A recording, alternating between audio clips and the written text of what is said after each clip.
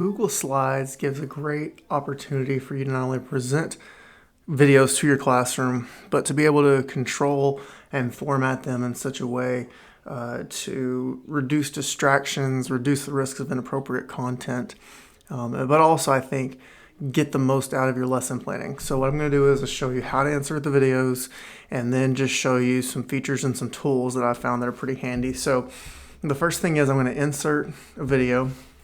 Now, you can do it straight from your Google Drive, but that's fairly straightforward, and a lot of these things apply over to that. So what I'm going to do is I'm going to use YouTube because I think that's going to bring in the most benefit for a lot of you, because there are some good clips on there that you can utilize. So I'm going to do this one because I know Elementary uses this quite a bit. Now, we'll say when you search it, there's different versions, so make sure you've got the version that you use. I also encourage you to play it in presentation just to make sure, because unfortunately some people will title things certain things and then it's something weird, and you don't want to be the teacher with a great story to tell about the time you showed your kids inappropriate content. So always double check. But I'm going to insert this. It's going to create the video. Now I can choose it, resize it, all that kind of stuff.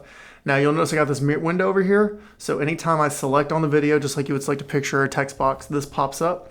I can tell the video when to start and when to stop. So if I need to show a clip, I can do that.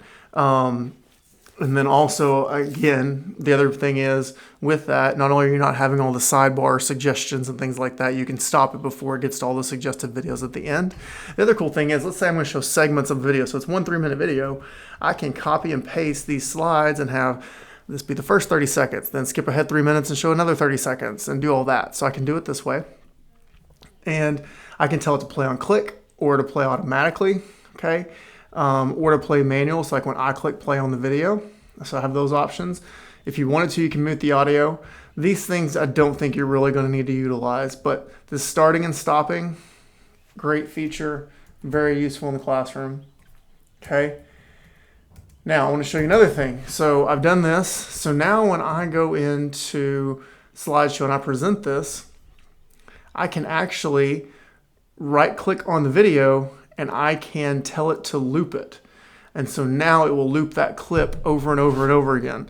So if this is something you could do, like it's a song that the kids like to sing, or it's something you use to play background music to them while they're working, transitioning, whatever the case may be, which I can tell you, even if you teach older kids, things like that where you're building those habits of, hey, when you hear this, this is when we transition, or hey, as long as this is playing, this is how long you have to discuss.